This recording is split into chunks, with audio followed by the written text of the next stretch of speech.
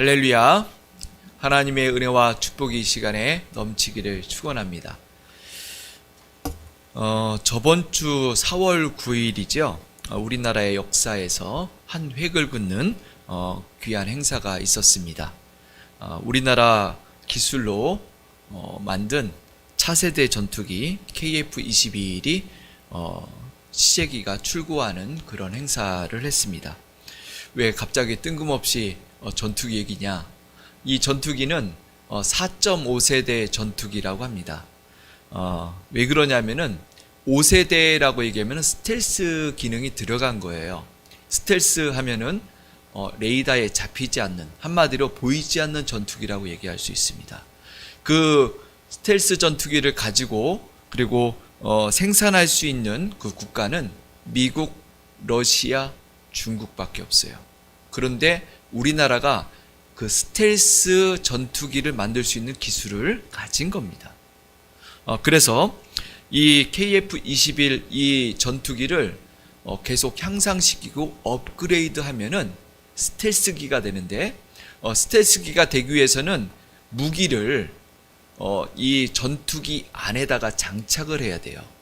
그래서 계속 업그레이드 하면은 이 공간이 지금 장착할 수 있는 공간을 비워뒀다고 합니다. 그래서 그 공간에 무기만 넣을 수 있으면 지금 모양이라든가 모든 것은 스텔스기의 모양을 갖췄습니다.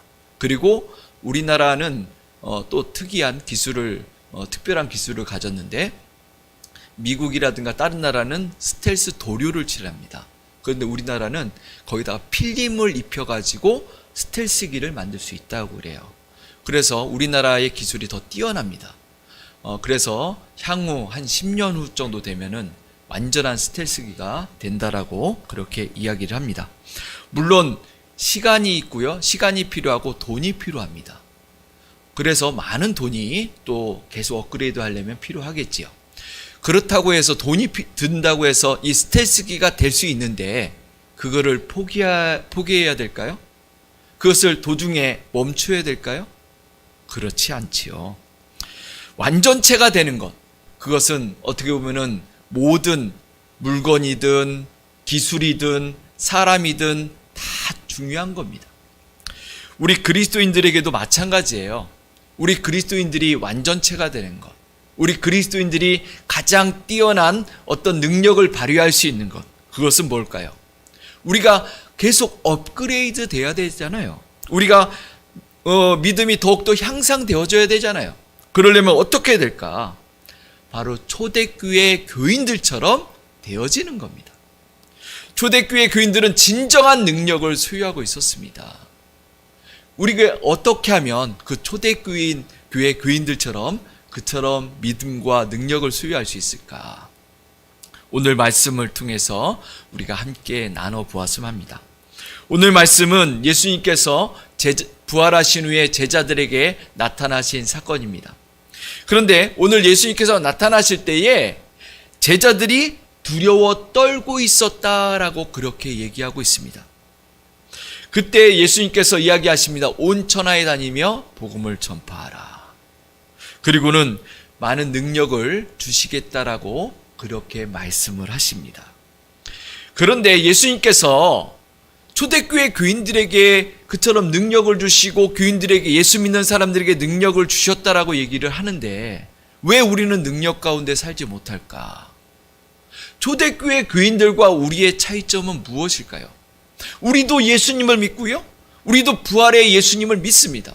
초대교회 교인들도 부활의 예수님을 믿었고 그렇게 신앙생활을 했습니다. 그런데 그들은 능력 가운데서 살았고 우리는 왜 능력 가운데서 살지 못하는가? 무엇이 다르냐 이거죠. 능력이 초대교회 교회에만 한정된 겁니까?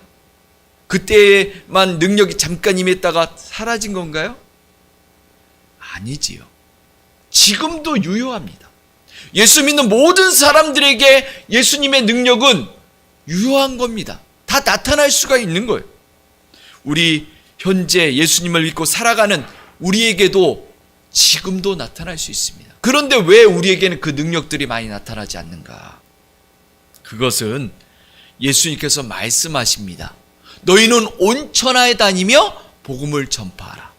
마태복음 28장에도 보면은 모든 족속으로 제자를 삼으라라고 말씀하고 있습니다. 이건 뭘 얘기하냐면 초대교회에는 능력 가운데 살 수 있었던 것은 그 예수님을 전하면서 살았기 때문입니다. 그 부활의 증인, 예수님을 전파하면서 사는 그 삶이 그들의 삶 가운데 나타나고 있었다라는 거예요. 그렇기 때문에 능력도 나타났고 그처럼 하나님의 많은 사역들을 이루어갈 수 있었습니다. 그러면 부활의 증인으로 산다는 것은 무엇일까? 부활의 증인으로 산다는 것은 어떤 것인가? 우리가 한번 살펴봐야 되겠습니다. 부활의 증인, 그것은요, 첫 번째로는 확고한 믿음 가운데서 사는 사람들입니다. 확실한 믿음이 있어야 된다는 거예요. 그 믿음 신앙을 두 가지로 분류를 하면은 믿은 자와 믿는 자로 분류할 수가 있습니다. 뭐라고요? 믿은 자와 믿는 자. 믿은 자라는 것은 오늘 말씀해 보니까 16절에 이렇게 표현하고 있습니다. 또 믿고 세례를 받은 사람은 구원을 얻을 것이요. 믿고 세례를 받은 자, 이건 믿은 자입니다. 예수님을 처음 믿은 사람, 그 사람에게는 주어지는 것이 구원이에요. 그러면 믿는 자는 무엇인가? 17절에 보니까 이렇게 말씀하고 있습니다. 믿는 자들에게는 이런 표적이 나타난다. 믿는 자와 믿은 자는 다르다라는 거예요. 믿은 자라는 것은 처음 예수님을 믿고 구원을 받은 사람, 초신자들을 얘기해, 막 믿은 사람들을 이야기하는 겁니다. 믿으면 구원을 얻지요. 그러나 믿지 않는 사람들은 구원을 받지 못합니다. 우리는 믿은 자입니다. 이미. 그런데 믿은 자와 믿는 자는 다르다라는 것은, 믿은 자는 한 번 믿는 것은 이례적인 거예요. 그러나 믿는다라는 것은 계속 믿고 그 믿음 안에서 살아가는 것을 이야기를 합니다. 그래서 처음에 그 믿음이 점점 성숙되어지고, 그래서 더 성장되어져서 믿음 안에서 믿음을 누리고 능력을 누리고 성령 안에서 살아가는 삶이 바로 믿는 자인 겁니다. 우리는 믿은 자입니까? 믿는 자입니까? 믿은 자에서 벗어나서 믿는 자가 되어져야 된다는 거예요. 예수님의 제자들이 예수님이 나타났을 때에 예수님께 책망을 받습니다. 왜 그러냐면 그들은 예수님을 믿은 자이긴 하지만 믿고 있지는 않는 거예요. 예수님의 부활의 소식을 들었어요. 그리고 목격자들의 말도 들었고 증언도 들었습니다. 그러나 예수님은 믿은 적은 있지만은 현재 믿고 있지 않는다라는 거예요. 믿는다라는 것은 현재 진행형입니다. 내가 현재도 믿고 있고 현재도 믿음 안에서 살아가는 그 삶이 영유되어질 때, 그때 그 사람이 믿는 자라고 이야기하는 겁니다. 현재도 우리는 믿는 자로 살아가고 있습니까? 현재도 내 안에 믿음과 성령의 은혜가 내 안에 존재하고 있는가? 우리는 믿은 자에서 벗어나서 믿는 자의 삶이 되어지기를 축원합니다. 두 번째, 부활의 증인으로 산다라는 것은 증인의 삶을 사는 겁니다. 예수님께서 제자들에게 이야기하십니다. 온 천하에 다니며 만민에게 복음을 전파하라. 부활의 경험을 한 사람들, 예수님을 목격하고 만난 사람들은 증인으로서의 삶, 전파하는 삶을 살아야 된다는, 온 천하에 다니며, 예수님의 제자들은 온 천하에 다녔습니다. 만민에게 복음을 전했습니다. 모든 족속에게 복음을 전했다라는 거예요. 그러니까 그들에게는 능력이 나타날 수밖에 없었다라는 거죠. 폭탄의 사명이 무엇입니까? 터지는 데 있어요. 꽹가리의 사명은 무엇입니까? 소리를 내는 데 있어요. 장식품이 돼서는 안 된다라는 거예요. 그리스도인의 사명은 무엇입니까? 복음을 전하는 데 있습니다. 내가 나 혼자 잘 믿다가 천국에 혼자 가버린다? 이것은 그리스도인의 사명이 아니에요. 우리 그리스도인의 사명은 복음을 전해야 되는 겁니다. 내가 예수님을 믿었다면 모르는 사람들, 주변에 있는 사람들, 내가 살려야 할 사람들에게 복음을 전해야 되는 겁니다. 그래서 이 우리가 증인으로서의 삶, 본 것을, 들은 것을, 경험한 것을 그대로 전하면서 증인으로서의 삶을 살아가는 것, 이것이 참 그리스도인의 살아야 될 가치 있는 삶인 겁니다. 1964년에 뉴욕의 그 한 아파트에서 제노비스라는 한 여인이 살해를 당했습니다. 강도가 쫓아와서 아파트까지 쫓아왔어요. 그래서 살해를 하는데, 그 강도가 쫓아와서 위협하고 살해를 하려고 하는 그 현장에 목격자가 38명이 있었습니다. 그런데 그 여인은 결국 살해를 당했어요. 어떻게 된 거냐? 이 여인이 강도를 피해서 쫓아와 도망치면서 소리를 질렀습니다. 살려달라고 소리치고 외칠 때에 강도가 쫓아와서 그 소리 지르는 소리를 듣고 도망쳤습니다. 그런데 사람들이 그 여인을 보고서 다 문을 닫아버렸어요. 한 명도 나와보질 않고 한 명도 그 창문을 열어봐서 소리를 치고 외치는 사람이 없었다라는 거예요. 그랬더니 강도가 다시 와서 그 여인을 마저 살해를 하고 가버렸습니다. 이것이 바로 제노비스 신드롬이라는 그런 말이 나온 계기가 되었습니다. 누군가 하겠지. 내가 아니어도 누군가 고발을 하겠지. 누군가 소리를 지르겠지. 누군가 도와주겠지. 다 방관자가 되었다라는 거예요. 만약에 단 한 명이라도 그 여인을 위해서 소리치고, 그리고 전화를 걸어서 경찰에게 신고하고, 그리고 단 한 명이라도 문을 열고 나가 봤다면 그 여인이 죽었을까? 복음이 바로 그렇습니다. 누군가가 전해야 된다는 거예요. 내가 안 하면 다른 사람이 하겠지. 그것이 아니라 누군가는 가서 도와줘야 된다는 거예요. 몇 년 전에 지하철 선로에 한 장애인이 서 있다가 발을 헛디뎌서 지하철로 떨어졌습니다. 그 지하철 선로로 떨어졌어요. 그랬더니 한 용감한 시민이 거기에 같이 뛰어들어가지고 저쪽에서 그 지하철이 오는데, 그 기차가 오는데 그 장애인을 데리고서 그 선로 그 구석, 그 틈 사이로 들어가서 피했습니다. 그 공간이 채 1m가 안 된대요. 그런데 그 공간에 숨어가지고 둘이 피하고서 그 사람을 살렸습니다. 그래서 기자가 물어봅니다. 아니, 위험할 수도 있는데, 당신도 죽을 수 있는데 어떻게 살릴 수 있었습니까? 어떻게 그런 용기를 낼 수 있었습니까? 그랬더니 그 사람이 하는 얘기가 구해야 되겠다라는 생각밖에 안 들었다라는 거예요. 그러면서 또 한마디 하는 것이, 내가 아니라 누구든지 그랬을 것이다. 누구라도 그 상황을 보면 살리려고 했을 것이다라는 거예요. 바로 우리 그리스도인들은 죽어가는 사람들이 있다면, 정말 내가 살려야 될 영혼들이 있다면 가서 살려야 되는 겁니다. 그리스도인이라면 누구든지 가서 살려야 되는 거예요. 그게 참 그리스도인이고 이 땅에 우리가 살아갈 목적입니다. 부활의 증인 세 번째는 주어진 능력 가운데 사는 사람들입니다. 17절에 보면 이런 말씀이 있습니다. 믿는 자들에게는 이런 표적이 따르리니. 표적이 따른다라는 거예요. 믿는 자들에게는 믿고 누리는 하나님의 능력이 주어진다라는 거예요. 이 표적이라는 것은 기적을 이야기합니다. 믿는 자들에게는 다들 기적과 하나님의 능력들이 주어져요. 그런데 오늘 말씀해 보니까 5가지 표적이 주어진다라고 얘기하고 있습니다. 주의 이름으로 귀신을 쫓아낸다. 새 방언을 말한다. 뱀을 집어 올린다.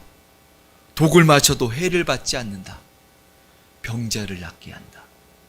여러분들에게는 이 중에서 몇 개의 능력을 가지고 있습니까? 우리가 가지고 있는 능력, 우리가 경험했던 것들, 그런 것들이 있다면 우리는 믿음 안에서 하나님 앞에 쓰임받고 있는 겁니다. 그러나 단 한 개도 없다면, 그렇다면 우리는 어떤 모습으로 살아가고 있을까요? 그런데 이런 능력들이 참 어려운 능력이에요. 그것이 실현 가능한가? 정말 이것이 가능한 일인가? 예수님이 그냥 그 제자들에게, 초대교회 교인들에게만 준 것인가? 아니면은 그냥 멋있으라고, 좋으라고 하신 말씀인가? 그렇다면 이런 능력이 우리에게 나타날 수가 있을까요? 주의 이름으로 귀신을 쫓아낸다. 귀신이라는 것은 귀신 들린 사람들이라든가 거짓 영, 그리고 무당이라든가 어떤 그 귀신의 어떤 사역들을 이야기를 합니다. 하나님의 사람, 정말 성령에 속한 사람들이 믿음 안에서 살아갈 때에 그런 귀신들이 두려워 떠는 역사들이 있습니다. 제가 하나님의 그 목회자로서 사역을 하는 가운데 저도 몇 번을 경험을 했습니다. 귀신 들린 사람을 만났을 때에 대화를 하거나 그에게 기도를 할 때에 두려워 떨고 귀신이 잠잠해지는 것을 저도 몇 번을 경험을 하니까 이것이 거짓이 아니구나. 하나님의 역사와 하나님의 능력 가운데 그것이 나타나는구나를 보게 되었습니다. 담대하시기 바랍니다. 우리에게는 하나님의 영 성령이 있습니다.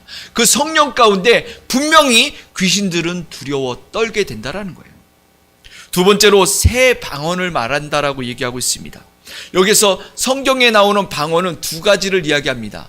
첫 번째로는 우리가 기도할 때에 하나님의 영으로 기도하는 것. 이것은 초대교회뿐만 아니라 지금도 믿음 안에서 살아가는 기도와 뜨겁게 기도하는 사람들에게 나타나는 증거입니다. 그런데 두 번째의 방언, 그것은 복음을 전할 때에 나란 말로 나가는 거예요. 초대교회 교인들에게 성령이 임했습니다. 사도행전 2장에 보니까 하나님의 성령이 불같이 임했다라고 얘기하고 있어요. 그때 어떤 역사가 나타나냐면은 많은 나라에 10개 이상 되는 나라에 많은 사람들이 왔습니다. 그런데 각 지방, 지역의 방언으로 들렸다라고 얘기하고 있어요. 이건 뭘 얘기하냐면 그들의 말로 나갔다라는 거예요. 그들의 말로 선포됐다라는 거예요. 그럼 지금도 그런 일이 일어날 수 있을까요? 우리가 복음을 전할 때에 그 나라 말, 다른 나라 말을 모르는데 막 전하면 그렇게 나갈 수 있을까요? 영어를 모르는데 영어로 이렇게 전하면, 그냥 우리말로 전하면 방언으로 말하면 영어로 나가고, 러시아 말로 나가고, 아프리카 말로 나가고, 그 어떤 다른 나라 말로 이렇게 나갈 수 있을까요? 어렵습니다. 지금은 초대교회 역사, 그 사도행전의 역사 가운데 나타났던 그 나란 말로 나가는 방언은 사실 그때 한정적이다라고 볼 수가 있습니다. 지금은 그런 역사가 나타나기가 어려워요. 그러나 선교지에서, 오지에서 정말 말이 통하지 않는 가운데 하나님의 극한 어떤 특별한 사역이 이루어질 때에는 그럴 수도 있다라는 거예요. 이것이 바로 하나님의 역사입니다. 그리고 세 번째는 뱀을 집어 올린다라고 했고, 네 번째는 독을 마셔도 해를 받지 않는다.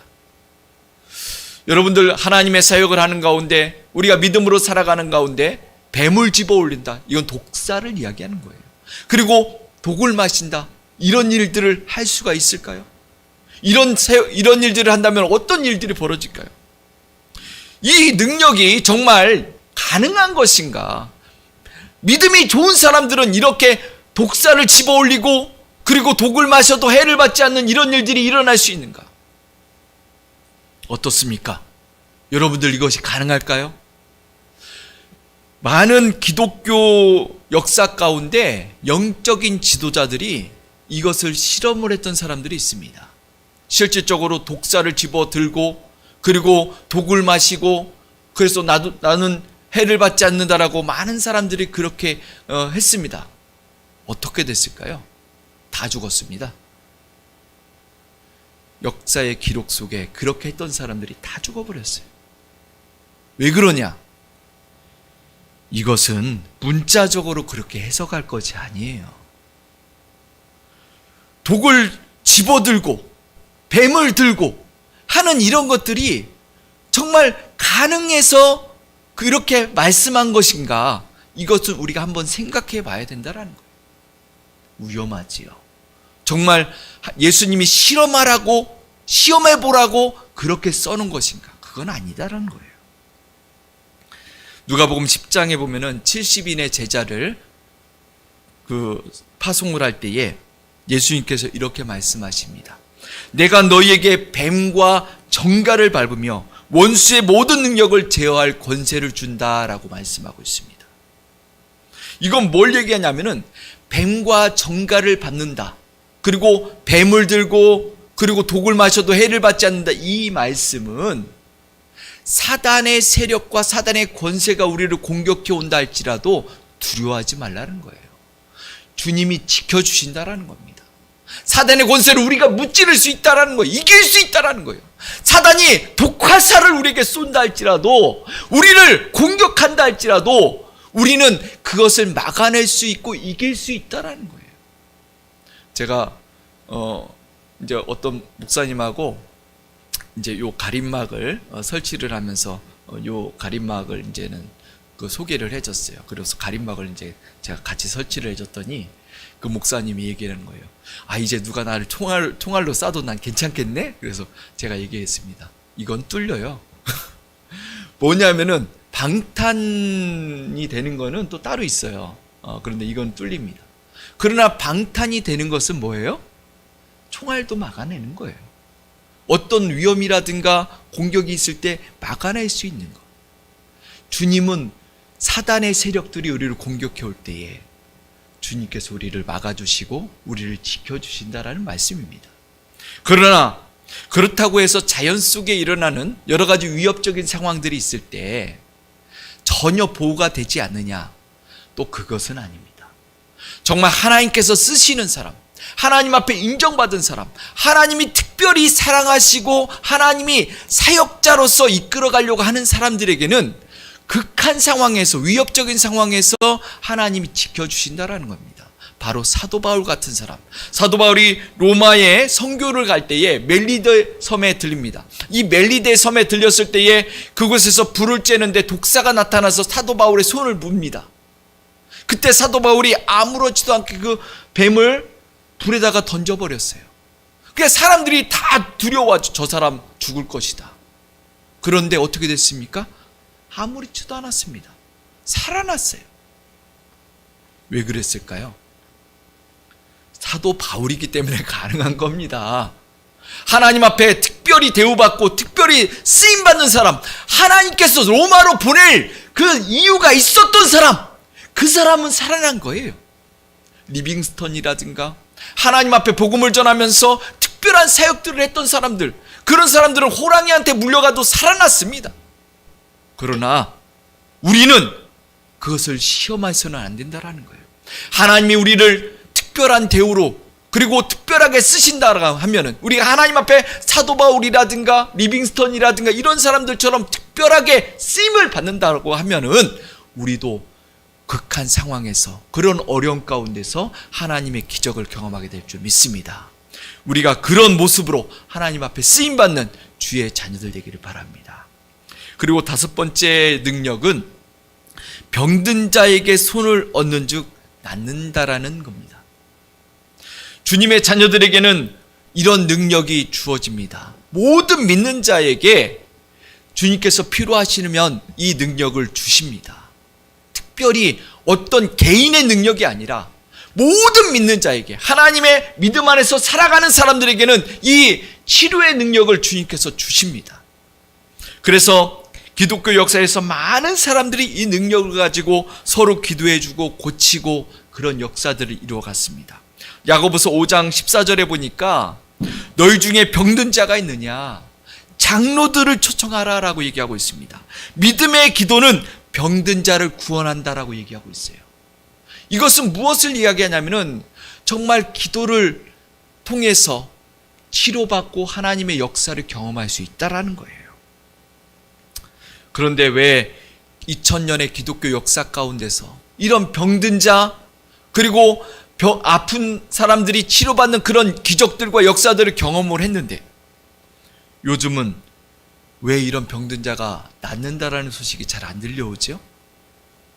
왜 예전에는 기도들을 많이 했고 예전에는 치료를 많이 받았는데 요즘에는 그렇게 기도로서 치료받는다라는 일들이 별로 들려오지 않나요? 과학기술이 많이 발달되어졌습니다. 의학이 많이 발달되어졌어요. 좋은 약들이 있습니다.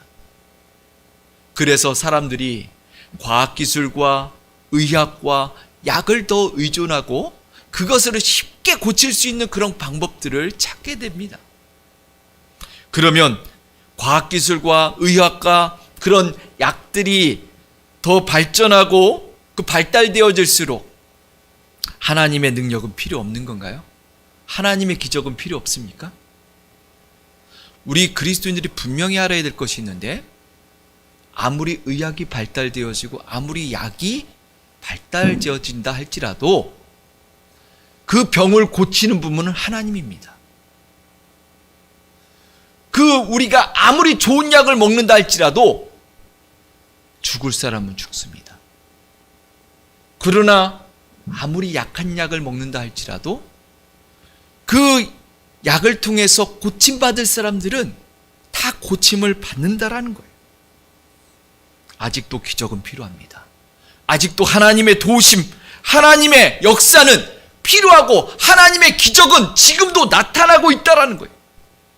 코로나가 창궐한다 할지라도 하나님의 기적과 하나님의 역사를 통해서 인류는 살아납니다. 의학이 발달되어져서, 과학이 발달되어져서, 과학기술이 너무나도 발달되어져서 그 백신이 1년 안에 그렇게 단축되어져서 개발되어진 겁니까? 하나님이 도우신 겁니다. 하나님이 함께 하셨기 때문에 그 역사들이 나타나고 우리가 치료받을 수 있는 겁니다.